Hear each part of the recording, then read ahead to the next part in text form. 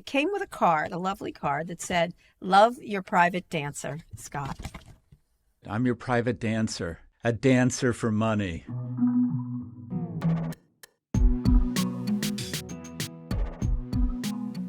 Hi, everyone. This is Pivot from New York Magazine and the Vox Media Podcast Network. I'm Kara Swisher. And I turn on the camera and I think, oh my God, she's finally done it. She's gone through transition. I'm like, at 62, you be you. But it was your brother. It was my brother. Swisher. Yes, Jeff. Yeah. Jeff claimed the thing. Yeah, I would look good as a man. I'd be a handsome man, I would say. Yeah, I would. It's true. I'd be adorable. There's almost nothing I can say that works. Yes, exactly. Let me just say, something happened to me last night. I'm here in my new studio, which I'm working on getting nice and fixing up like yours. And I get a present. A FedEx guy comes and brings something. And I had been contacted by your assistant, MJ, about sending me something. And I said, as long as it's not a stripper, you were going to send me a gift. And I said, as long as it's not a stripper. So what to my wondering eyes should appear than this? Let me explain the picture for people who can't see. People who watch it on YouTube and see. It's a picture of Scott about to lift his shirt to show off his tummy to the crowd at South by Southwest. And my face is like, oh my fucking God, how did I end up here? Sit down. Sit down. And it's what lovely. Series of bad decisions and it's led going me on the to shelf this? Behind me so people can enjoy it. And maybe, love that. and then it came with a card, a lovely card that said, "Love your private dancer, Scott." Huh? I love that photo.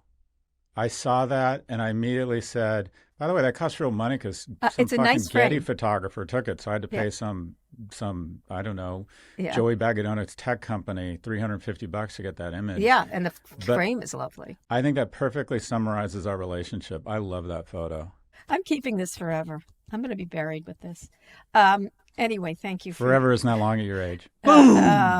Thank you for your lovely gift. It was so thoughtful. You're very welcome. Picture of you. I love that photo. So speaking of things about you, you just announced your new book. I love the cover. Oh, thanks. Yeah, you were the thing that tipped us over. Mm-hmm. I had all these pictures of me, and I'm like, it's like the book is called Notes on Being a Man, and I'm like, I'm not comfortable presenting myself as the aspirational man because it's just not true. Yeah. But I like the more feminine writing, like notes and everything. Yeah, it's got a feminine tone to it. It looks lovely. It's elegant. It's I like the ones with your pictures on them. One with you as a kid and as an adult. I like that, but that could be on the back, right? Or inside or something like that. Yeah, but this book isn't about me being the hero. It's mostly about my shortcomings, and it really is it's a lot of data, and it's sort of like where I screwed up and what I learned about trying to lean into this more aspirational vision of masculinity. But I was much more comfortable not having my picture on the front because I've decided that publishers pretty much do nothing but argue over the title and the cover. That's their job.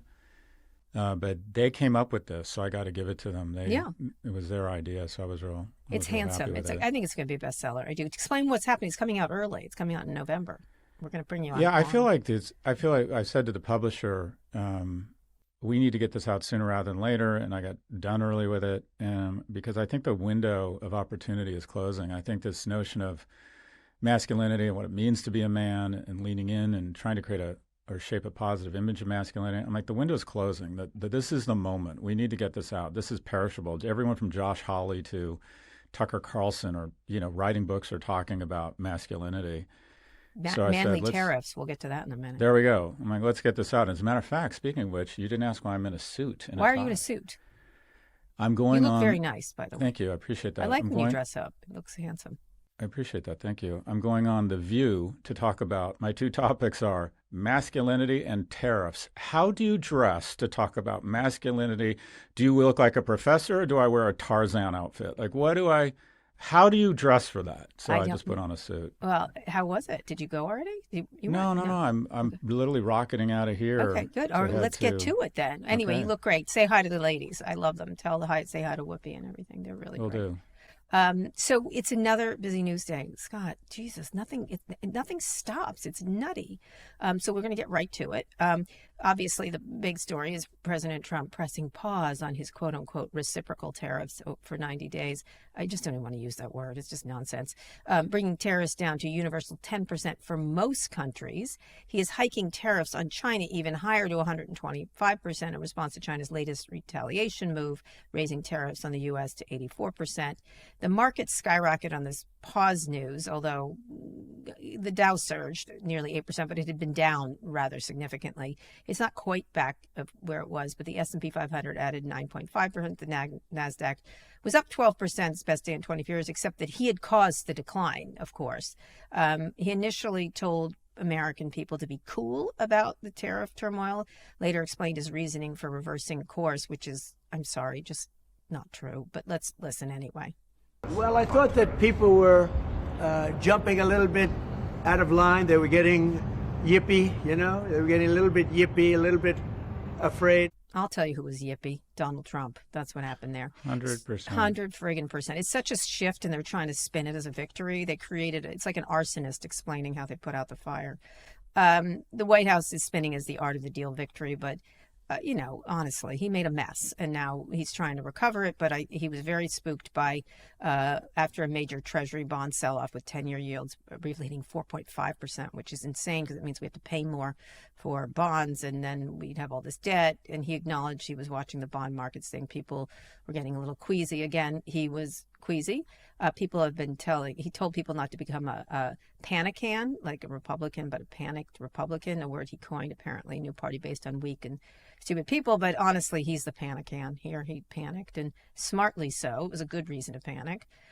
He's also been accused of market manipulation by some Democrats, including Senator Adam Schiff, who's calling for an investigation. Hours before announcing the pause that sent markets surging, Trump posted on Truth Social, "This is a great time to buy." He put DJT at the end of his post, his initials, but also the stock ticker for Trump Media. Commerce Secretary Howard Lutnick was asked about by CNBC's Melissa Lee about Trump's actions in so many words. Let's listen to this clown.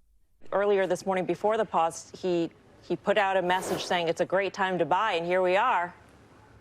Here we are, well, much higher. Cool. I'd always bet on Donald Trump. Every time I'd always bet on He Donald also Trump. wrote DJT, which is a ticker for his media company. No. Every text every text he sends to me, that's his name. But that was a great time to buy the market, right? I mean, uncanny. Well, Donald Trump understands that America is the greatest country. All right, we are the greatest country, and we have the capacity for incredible greatness, but someone needs to take the shackles off. I mean, he's such an idiot. I mean, I'm sorry. Every time he speaks, I want to cringe. The White House is rejected any claims of wrongdoing, saying Trump just reassuring the markets and Americans about economic security, but it just feels like a grift. So first, let's talk about what's happened, and then we'll talk about what's next. So, Scott, your take. Many takes. A decent term for this president would be President Blink. He blinked on TikTok. He blinked on this. And a friend of mine, Justin, who's the chief investment officer of Millennium, which is one of the most successful funds in history, I had dinner with him Thursday night, and I asked him about this, and he said, "Oh yeah, no, he's going to blink." The adult in the room here is the 10-year, and the adult said, "Get your head out of your ass." And he was thinking that all of these nations would acquiesce to the biggest customer in the world. And of course they didn't. They all imposed reciprocal tariffs. So you think, oh, this is going to hurt Mexico. Sure, it'll hurt Mexico. They implement reciprocal tariffs, and which makes goods brought in, imported from America, more expensive. What Donald Trump decided to do, or tried to do, was declare war on everyone all at once, meaning our entire import economy goes up in price for Americans. The markets responded. I mean, quite frankly, that interview on CNBC just did not do her job. She was like, "Isn't this great? The markets are up." No, even after the rip up yesterday, the markets gave up 7 months of incredible gains. In 3 days, Apple lost the value of Walmart. And unfortunately, the market doesn't appear to have knee pads and just want to blow this guy. We are in, at some point, people are going to realize we are in the car with a guy who's got his hands on the wheel, who is blackout fucking drunk. And the only person in the car saying, "Hey, maybe you should pull over or let someone else drive," is the 10-year bond in the markets. And the markets just explain for people who don't understand what happens. If the bonds yields go up, that means we pay more for the money we borrow, and so does everybody else, mortgages, everyone else. Credit cards, right. Student loan debt payments, mortgages, the cost to borrow money and build another plant or hire more people. So you build fewer plants and hire fewer people. The cost of everything goes up. And when yields go up, people say, well, why wouldn't I just invest in the credit markets instead of the stock market? So the stock market also goes down. So one of the many reasons for our incredible prosperity is America as a whole has access to cheaper credit. We can borrow money less to make forward-leaning investments in any country in the world. And when it spikes, it's basically saying, people are saying, you need to give us more because you become a riskier bet. And unfortunately, we talk a lot about toxic masculinity. The thing that's hurting America most right now is toxic uncertainty. And that is, while he pulled the knife out of the back halfway yesterday by saying there was a pause, because he blinked, let's be clear, the wound is going to take years to heal. Because what's happening right now is the entire world is reconfiguring the supply chain around America. They don't want to use our services. They don't want to use our manufacturing. And initially, he thought, okay, I'm going to accomplish a few things. I'm going to bring jobs back to the U.S. I'm going to reshape global trade, and I'm going to raise a bunch of revenues. None of that has happened. None of that has happened. None of that is going to happen. And by the way, he's blinked. And he said, no, just kidding. In addition, just to go to the comment about the rip up here, and you sent me a text on this, and it was I had just threaded something. Yesterday, April 9th, will go down in history, is the day where more insider trading took place than any day in history. I've been trying to figure out how to play this market, and the only thing I can figure out is the volatility. Yeah. Is quite frankly, and I don't do this at home. I have the money to do this. Most people don't, and I do it at a small extent. And I imagine a worst case scenario because it is a risky strategy. But the way I've been playing it is I sell options because the VIX has gone way up. So the price people have to pay you to write them an option, a call or a put, goes up. So I've been writing calls. Now, yesterday, I follow Apple. The calls at 200, right? We're trading at 40 cents because the stock was at like 170. The options in Apple went fucking crazy about 10 minutes before its announcement. So somebody knew. And if you were like me and you were writing a call, I didn't do this, but if you wrote a call, someone had to pay you 40 cents because it was you sold it cheaply because it was way out of the money. 5 minutes later, that call was worth $4.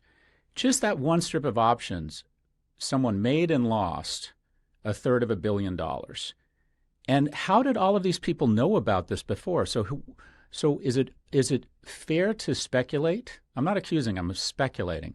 Well, when you have a guy that sets up a Swiss banking account in the form of a meme coin where anyone can put money in, I mean, this administration has just shown such a lack of care. A lack of. They might have just been on his signal group. I mean, who knows? Who knows? Who knows? Like, but word got out. Word got out for sure. This is the sloppiest, most porous White House going. And who knows who's nearby, who called people. Suddenly Bill Ackman turns from critic to what a great job deal. I'm sure he made money in this. I would love to see. Or he just calls his biggest donors and goes, wink, wink, by the way, I just get the sense the market's going to go up today. Yeah, exactly. I just get the sense. I'm reconsidering tariffs, and it's not hard to realize the market's going to rip also, up. I will say, I interviewed Bill. I had a tariff panel yesterday, which is probably, actually it still holds up, but Bill was talking about these bonds. He said the Japanese and especially the Chinese can wreck our economy in 2 seconds. Not buy them, not do, all kinds. They are our biggest creditors, and they can just put us down, just like by either not buying, flooding the markets with treasuries, making the yields go up. The fact that he didn't know this or didn't realize what a situation we're in because of the treasury bonds is just, and to say like it got the yips, he got the yips, and by the way, he should have gotten the fucking yips, because if that happened, it would have been a disastrous economic meltdown, the likes of which we would never have recovered from for decades. Like, that's the thing. He was this close to like taking us all over the edge. And the fact that he didn't does not deserve any credit. It does not deserve any good job, sir bullshit that like the Ackmans, who's such an oily factotum to Trump. But anyway, this is just temporary relief, though. We're now 90 days of uncertainty. What should companies be doing in the meantime? And these massive Chinese tariffs, the back and forth has been likened to a game of chicken. I think Trump blinks again. Mr. Yip blinks before Xi, because they have the treasuries. They've got a lot of, again, we're doing favors for China over and over by this behavior. So what would you do if you're a company? And talk about the China thing, because they were also touting we're now really focused on China, which, by the way, we should have been focused in on the first place and not this fucking nonsense, this other tariff. But it's only 90 days. So thoughts? Well, I can tell you what companies, non-U.S. companies, are doing. They're rerouting their business plans and their supply chain and excising American vendors, manufacturers out of their supply chain. No more discounts, by the way, from China to Americans. Just so you know. That will take years to repair. To give you a sense, the two stories that illuminate just what a clown car our economic policymakers are right now is that, one, it appears these strange tariffs that he initially thought he would impose on every country in the world, he declared war on everyone but once. So it goes back to the Winston Churchill quote, and he's credited with this, but supposedly it was Victor Hugo that said it first. There's only one thing worse than fighting with allies, and that is fighting without them. He's decided to fight the world without his allies. Is that all those ridiculous numbers around tariffs that we couldn't figure it out, it ends up that somebody fed it into ChatGPT, and the exact numbers fed back. So they're using ChatGPT to figure out economic policy. And then my favorite is the guy who has been the whisperer, the tariff whisperer, is Peter Navarro, a senior we'll get to him. policy and economic advisor. Yeah. And it ends up that the book that Jared Kushner found, Death by China, by Peter Navarro, that supposedly is the Bible for this tariff strategy, cites this economist and all his policies. And it ends up the economist is fake. This person doesn't exist. An anagram of his name. So this is what we have. We have ChatGPT and a fake economist in a book that didn't sell dictating the economic policies of the largest economy in America. So who is going to win in this China? So if you're an American company, what should you do? Because it's 90 days of uncertainty. He hasn't removed the uncertainty. My view is the following. Which he should have removed. My view is the following, is that if someone is screaming nonsense at you and threatening you all the time, it is impossible to predict what is going to happen tomorrow with this guy. So quite frankly, what do? I think you keep calm and carry on. And that is, you don't change your plans.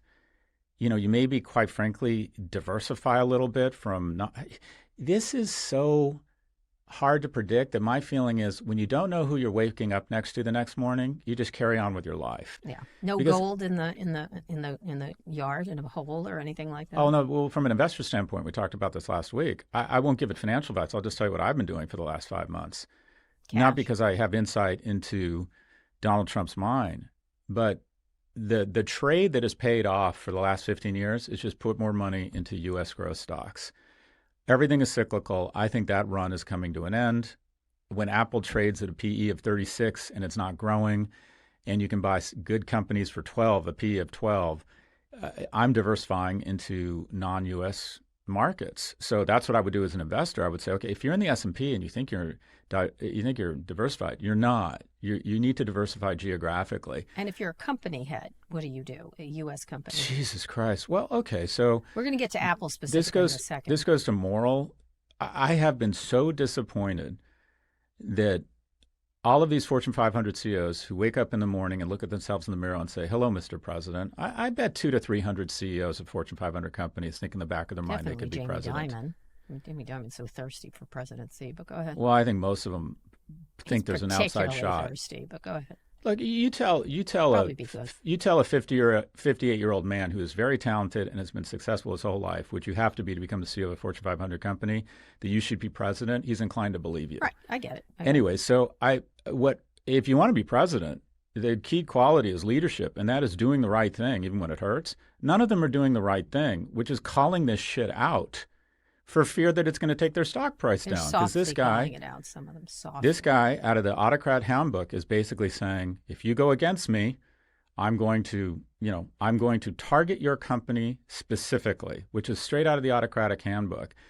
And what the CEOs who are just focused on short-term shareholder value are like saying, oh, you're a great guy. You want to see who's going to get exemptions from the tariffs, what companies? Just look at his lunch calendar. Yeah, we'll get to that. We're going to get to that in a minute. Yeah, that's who's going to get it, who kisses up. I think Xi is going to run right over him. And also, the next thing, I think they have gotten the upper hand again. They didn't have it. Now they do. China? China. Mm-hmm. Oh, the definition of stupidest things that hurt other people while hurting yourself, there aren't a lot of winners here. If there is a medium and a long-term winner, simply put, it's China. Everyone acts, they say we can wreck China's economy. To be fair, China's economy is vulnerable right now. It will definitely hurt them. And by the way, the percentage of trade of exports coming into America as a percentage of their total has gone down 7 percentage points since the first Trump administration.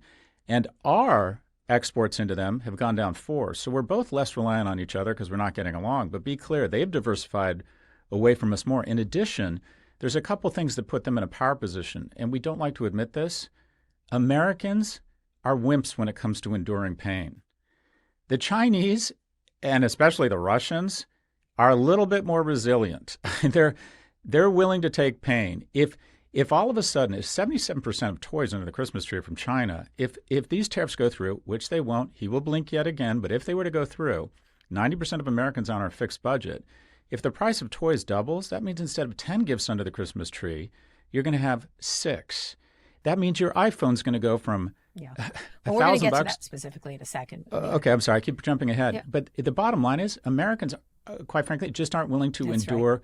Right. Women are born with an instinct to endure more pain because they have to go through childbirth. We're the man in this relationship. America, quite frankly, has a lower tolerance for pain than China. And in addition, they aren't nearly as dependent.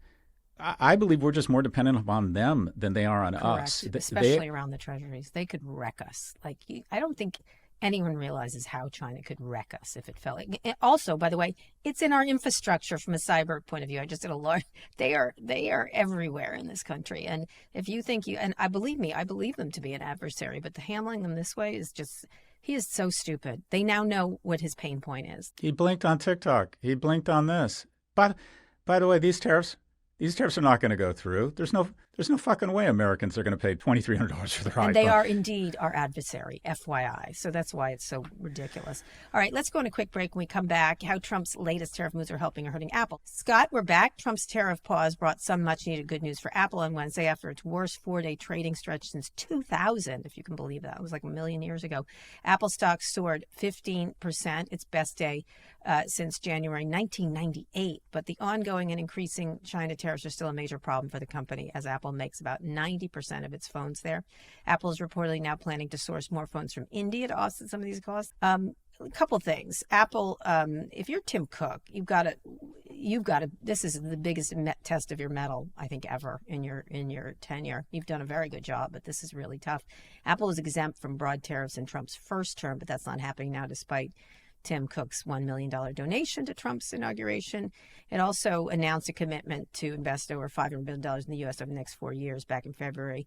You know what? It had done that in the previous administration, and it was stuff they were going to do anyway, so that was kind of a nothing burger. So one thing Trump could do is throw Apple a lifeline with an exemption, another exemption. And one thing they're saying, which is nonsense, is that the White House says the solution is to move iPhone manufacturing to the United States.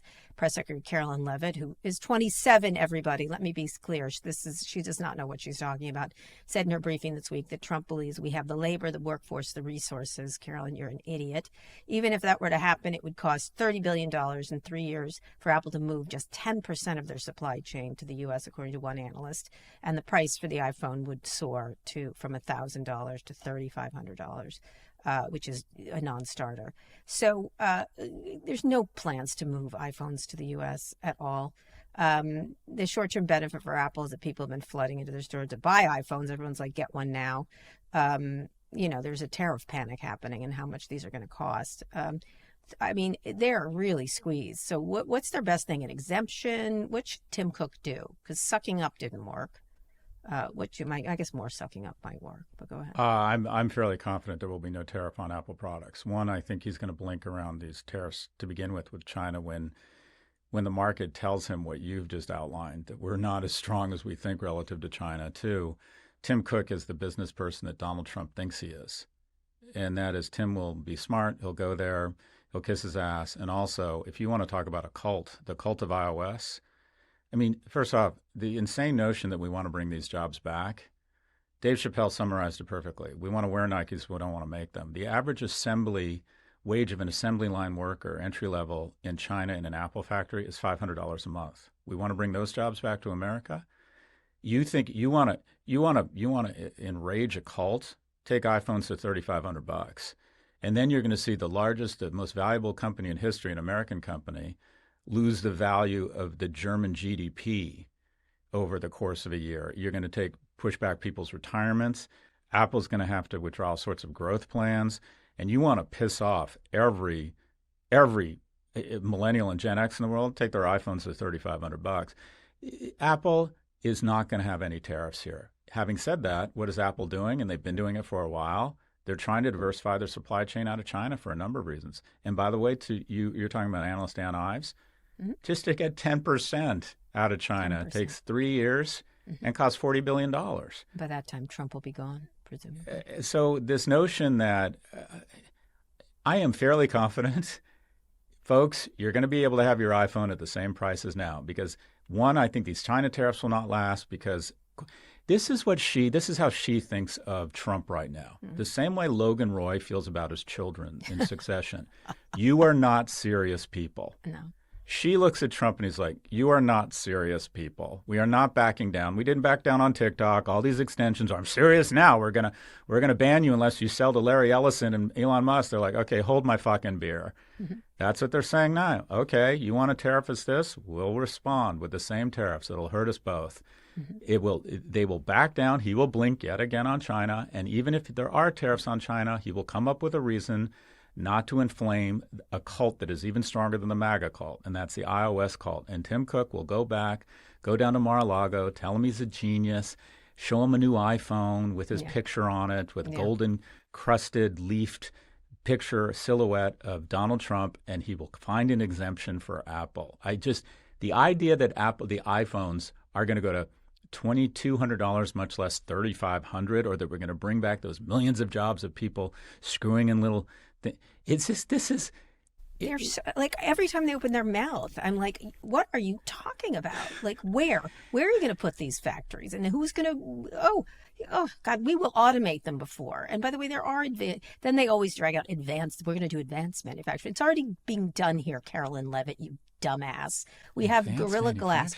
They're already doing what the high level stuff here and creating jobs. And they think you're so stupid. I've got so many calls from tech people like, how stupid are they? And I was like, seems like extremely so, because they don't understand that. Why would you build a factory here with this lunatic in charge? You never know what he's going to do. If he's going to arrest you, he's going to do, or make your life hell. I don't know if any of this stuff is going to last, but it's so chaotic. It's like a monkey flinging feces at all of us. So we're just going to duck until he goes away. Apple is the most valuable company in the world, or was. It briefly went to number 2. I think it's back to number 1. They have hundreds of thousands of people working in their supply chain and factories in Foxconn and in China. Those people make between $500 between kind of $20,000 and $40,000 a year. We've outsourced those jobs to China. Probably the most robust supply chain ever on a consumer level in history, maybe with the exception of the supply chain of the Manhattan Project that was kind of invented overnight and coordinated to create the bomb and save the world. Anyways, we held on. Apple has hundreds of thousands of employees across the West, and here's what they're in: design, product management, strategy. Higher end stuff that we're good at. Yeah, they'd average about $210,000 a year. Smarter information technology. So we have services. Outsourced $500 a month, $20,000 a year jobs, such that we would have more money to invest and grow our top line revenue, such that we could pay more Americans $200,000 a year. Nike doesn't want people making $2 an hour putting together Air Jordans. They want people who understand branding and sports sponsorships and great retail that, again, make about, I think, $150,000 to $180,000 a year. And if you want to bring back those jobs and pay people minimum wage at some plant in Lansing, Michigan, I'd rather work at McDonald's. Everyone else, all those other jobs are going to go down in pay. They would do better at McDonald's. They would do better at Amazon. It's just, oh, God, they're so dumb. Speaking of dumb, let's go on a quick break. When we come back, we'll talk about Elon Musk's escalating feud with Peter Navarro, in this case, Team Elon. Scott, we're back with more headlines. The feud between Elon Musk and Trump trade advisor Peter Navarro is heating up, and Scott and I are on Team Elon this time. Musk called Navarro, quote, dumber than a sack of bricks in an X post that was in response to Navarro saying on CNBC that Elon was a car assembler, not a car manufacturer, because Tesla relies on parts around the world. Again, Press Secretary Carolyn Leavitt, who I like to call Tracy Flick, had this to say about it when asked about the feud. Look, these are obviously two individuals who have very different views on trade and on tariffs. Boys will be boys, and we will let their public sparring continue. And you guys should all be very grateful that we have the most transparent administration in history. Oh my God, boys will be boys. Oh, like, give me a break. Boys don't talk like this. Listen, I agree with Elon. I wouldn't have used some of the words he used. I like dumber than a brick and moron. The other ones I'm not so thrilled with. But look, you can hate on Elon Musk as much as you want. He's made an astonishing company here in the United States and really does know about this stuff, right? And have this like faux economist tell him how things work is just an astonishing thing. And in this case, but of course, it's all in Elon's self-interest because he needs to, eat at the trough on the other stuff. But this is just, it's just like, I'm so glad Elon called him dumber than a stack of bricks or whatever he called him. I don't know. What are your thoughts? Yeah, it's weird to agree with Elon, but look, I still think the fall guy for Signalgate is going to be Waltz. I think the fall guy here, when this just becomes stupider and stupider and stupider as the president continues to wake up next to an adult called the 10-year and blinks over and over and over. The fall guy will be Navarro, who, by the way, folks, spent 4 months in prison and is been, quote unquote, the architect or the whisperer here around the tariffs. And I got to be honest, if it's a war between Navarro and Musk, I'm rooting for the bullets. I'm enjoying this. They both, when you insult people like this in public, you make them look bad, and you also look bad. Do. But look, he's right. And by the way, I hate agreeing with, but when Navarro calls Tesla an assembler, Tesla is the most American-made company in America. Absolutely. The greatest percentage of parts actually manufactured and assembled in the U.S. The winner of the top 4 or 5 cars. The ideas behind it. Look, it hasn't been keeping up in innovation, but what an accomplishment! But there's a ranking done of who makes the most American car based on how many parts are actually go into the car actually are made in America, and the top 4 or 5 most American-made cars are all Tesla models. So the notion somehow Tesla is the least assembled car from foreign products of any automobile manufacturer. The Fords are less American than Tesla. So Peter Navarro, I mean, my God. Sit down. This guy, this is the last person you would want advising the president on economic policies. And Trump is going to get angry pretty fast when he has to blink over and over and because over. Of this guy's. I mean, it's interesting that he's in the sway of him. Trump, as you and I know, has been talking about this tariff thing since the 80s. It's real, as we talked about last week. So this guy was playing into already interests that Trump has, right? But the fact that he's listening to him like this, I don't think he's going to suffer. I don't think he's going to get rid of him. I don't think he is. I think he keeps him around. They can fuck up as much as they want, which to me, this is the guy who has the reputation for firing people, but he actually doesn't, right? He sort of does, but it's still pretty early. I mean, we're only 10 weeks in. That's true. Navarro's been sidelined, and then he was trying very desperately to pretend this was the plan. It might not be a press release or announcement on the West Lawn. It'll be a Vivek. Vivek Ramaswamy was fired. He just did it quietly and pretended that he wanted to go run for governor 2 years before the actual race. I think he's going to. It's like what they. By the way, I think Elon's going to leave. What do they say about old soldiers? They never die. They just fade away. That's what's going to happen here. I mean, I feel like probably somewhere in Elon's addled brain is like, what in the actual fuck, right? Like he may be heinous, but he's not stupid, right? He can't can you imagine sitting there and then, oh God, pretending that this is one particular one was David Sachs was like pretending this is a victory. It's not a victory. I read that tweet. I couldn't even understand I didn't even understand. He was right about everything again. What was he right about? I wrecked it, and then he fixed it. Isn't he brilliant? What was he right about? Like what? Like honestly, even Elon couldn't tolerate that. Anyway, Navarro, goodbye, good night, go to sleep. You're done. Go home. Or go back to prison, wherever you want to go. Anyway, a couple of quick things. SCOTUS is cutting red tape for President Trump. The past week, the court has said the administration does not have to comply with an order directing him to rehire thousands of federal employees, lifted an order stopping the use of Alien Enemies Act for deportations, allowed the plan to freeze funding for teachers, and Chief Justice Roberts allowed the Justice Department more time to litigate whether administration must return a man who was deported by error. A lot of these rulings are temporary. They haven't made the ruling, but they've left things in place, which is just the same as making the ruling to many people. They're not doing anything. They must be they're inundated. The Trump administration, just the way they're inundating law firms or media with all kinds of nonsense, is inundating the Supreme Court with all kinds of requests. And all of which take time. So they're working, these old people are working overtime in this case. I think they will put everything into stasis, which is exactly what Trump wants, meaning he can run roughshod. It doesn't stop anything. So thoughts?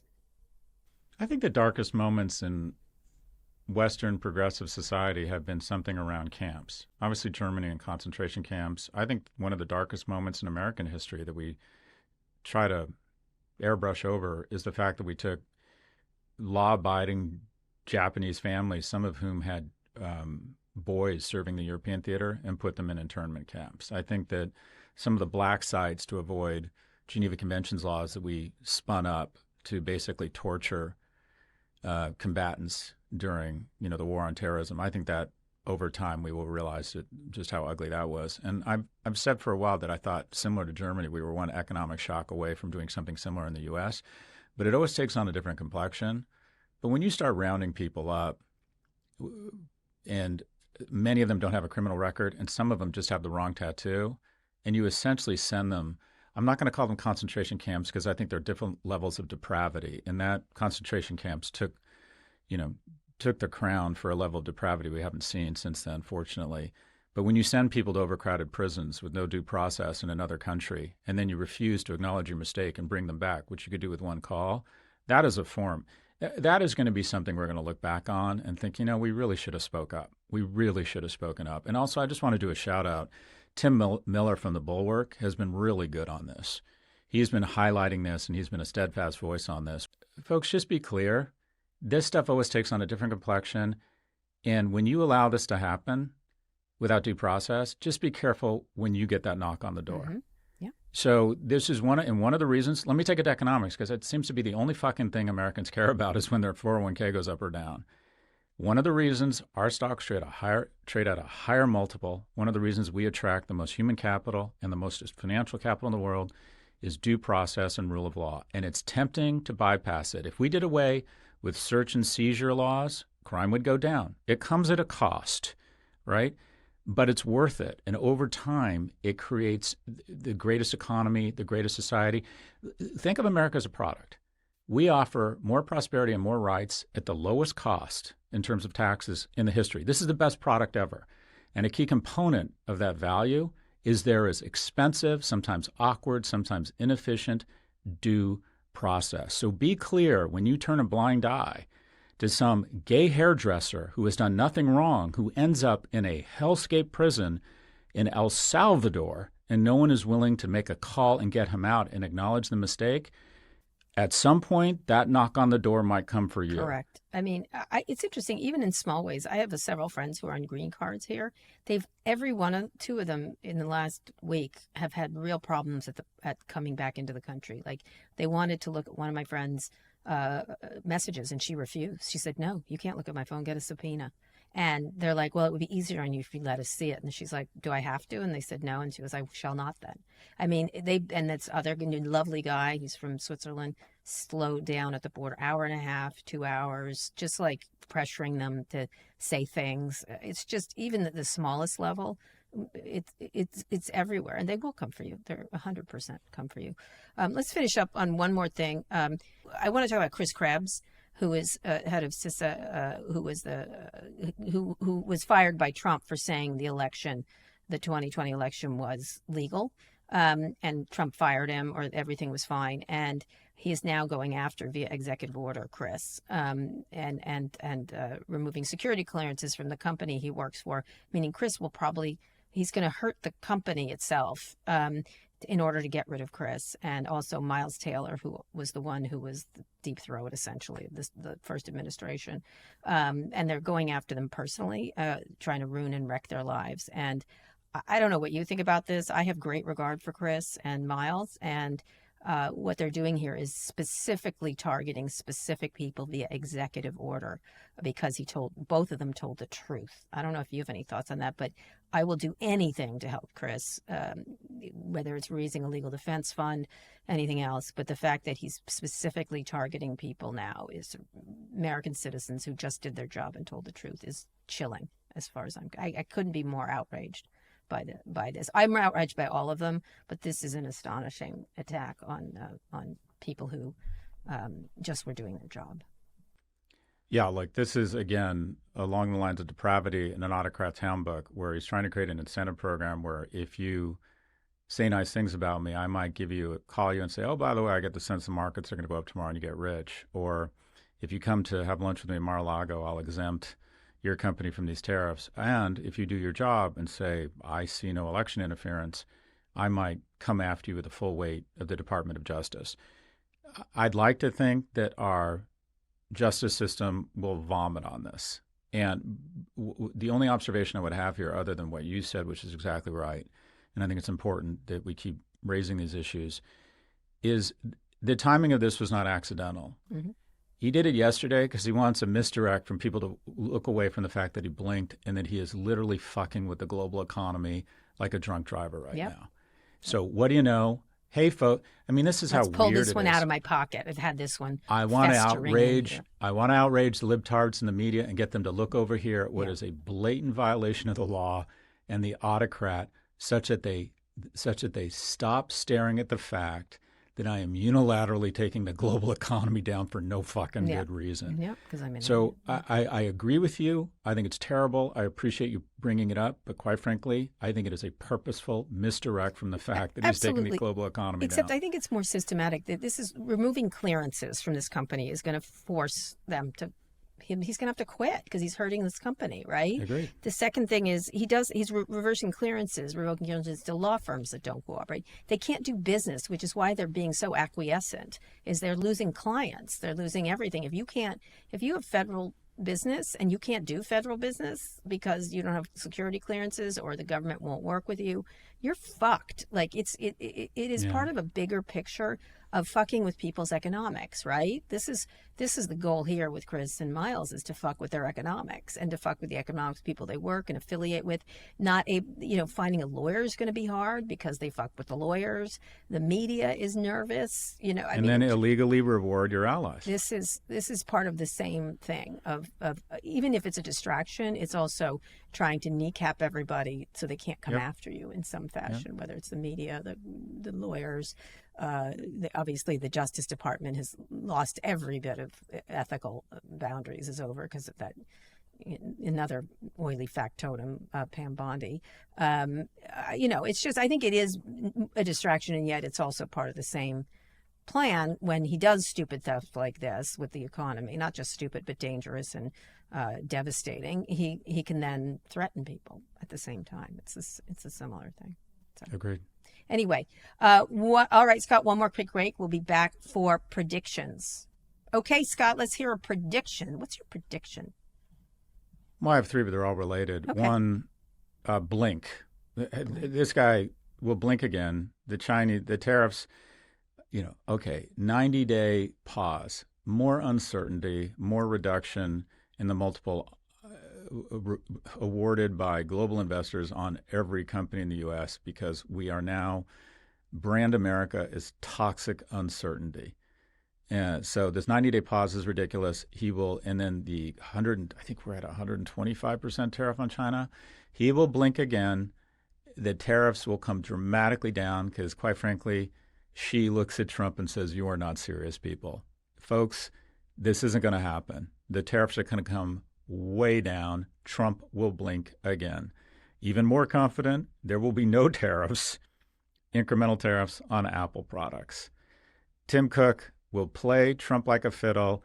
Trump will be scared to piss off the cult of iOS, which is huge in the United States, and he will not want to kneecap our shiniest, brightest, most handsome thoroughbred, and that is Apple. That's not going to happen. In addition, we're going to find out in somewhere between 3 years and 9 months or sooner that the greatest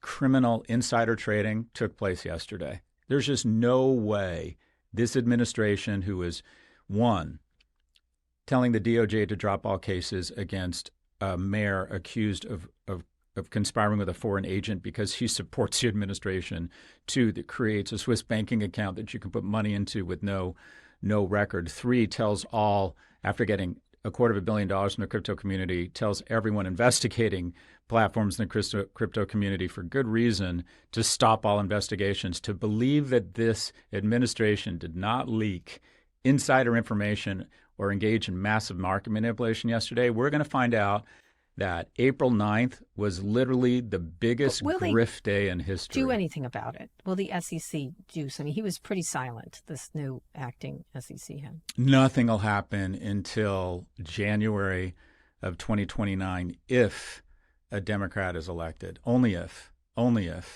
But in this economy, in this digital age, there'll be digital records everywhere. They can just go through, they can use AI to go through who was buying and selling all of these options 10 minutes before. There's phone records and digital servers everywhere, and they're just, I think, going to find dozens, if not hundreds of people who have a connection to the White House, who were given a wink and a nod and made millions of dollars engaging in market manipulation or trading on non-public material information. This will go down as the biggest grift day in history, Wednesday, April 9th. All right. That's a good one. Those are good ones, and they're all related, and they're all really depressing in so many ways. You have anything happy? Anything? I don't know. I'm excited. The new Mission Impossible is coming. You want to go with me?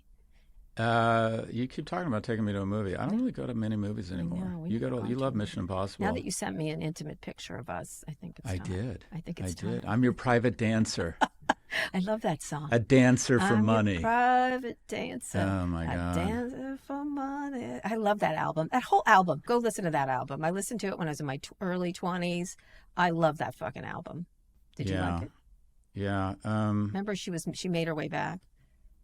Oh, such a good. Yeah, I think whenever I think of that, I think of Marissa Tomei from the movie The Wrestler. I think I could have ended up with Marissa Tomei. She's a beauty. I love her. Oh, she's beautiful. She's so hot. She's so good. And she's age appropriate for me. Anyway, so right, you're married. Okay. All right. Anyway. Oh, her. Anyway. Her. Oh, wait. You want to go back to my college tour? Someone asked me to personify Duke. Okay. Okay. By the way, did I tell you in the middle? Like you're on these tours. Yeah. And in the middle of the U Chicago and Duke tours, I did the same thing with my son. Totally inappropriate.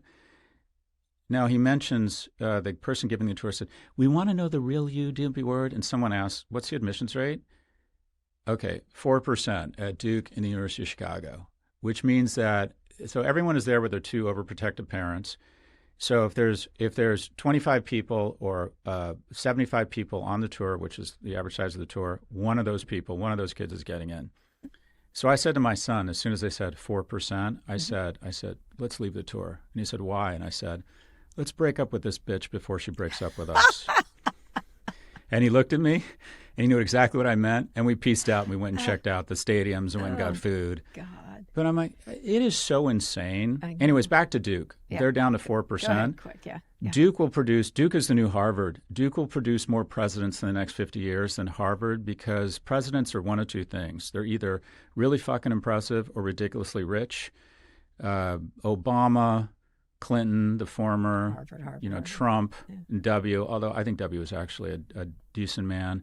They're really rich. And Duke has more really freakishly impressive and really rich people than any university right now. Duke, then. Duke is the new Harvard. Okay. All right. But you're pieced out because you broke up with that bitch. Okay. 4%? Why do we want to put... I know. Why would you want to do... That's like... That's like me. That's like me at a bar with hot people. It's just not going to happen. Yes. Okay. It's just not going to happen. Right. I mean, have at it. If there was Common App in a bar, I'd be all over it. But... not going to happen. All right. I'm not going to go into it. My son loved that. That was so bonding. But I taught at Duke for a semester. Anyway, it's lovely. Of course you did. Journalism? Yes. Beautiful campus. Oh, my God. Anyway, thank you, Scott. It was very thoughtful, and it gave me a good laugh last night. I'm glad. Anyway, it was very touching. If you've got, Walt never sent me a picture of him nearly naked. If you've got a question of your own that you'd like answered, send it our way. Go to nymag.com/pivot to submit a question for the show or call 855-51-PIVOT. Elsewhere in the Karen Scott universe, this week in Prof G Conversations, Scott spoke with Ian Bremmer, president and founder of the Eurasia Group, one of our favorites. Let's listen to a clip. Longer term, there are some winners. And China long term will also benefit because the United States will have given up so much reputational capital, and China will be able to take advantage of that, particularly in the global south, but also to a degree in Asia, the Japanese, the South Koreans, to a degree in Europe. But in the near term, China gets hit really badly. In the near term, Mexico and Canada get hit really badly. In the near term, the United States is the comparative winner, and I expect that to be reflected in the markets. So it's a little different from what you were saying, but in the long term, this has been a reputation. Yeah, and by the way, on anything geopolitics, go with Ian's view. He's very bright. Okay, that's the show. Thanks for listening to Pivot, and be sure to like and subscribe to our YouTube channel. We'll be back next week. Scott, read us out. Today's show was produced by Lara Naaman, Zoë Marcus, and Taylor Griffin. Ernie Nurtad engineered this episode. Jim Mackil edited the video. Thanks also to Drew Bros, Mia Severo, and Dan Shalon. Nishak Kurwa is Vox Media's executive producer of audio. Make sure you subscribe to the show wherever you listen to podcasts. Thanks for listening to Pivot from New York Magazine and Vox Media. You can subscribe to the magazine at nymag.com/pod. We'll be back next week for another breakdown of all things tech and business. Kara, the market is down 1,100 points. Toxic uncertainty. Welcome to the Trump administration.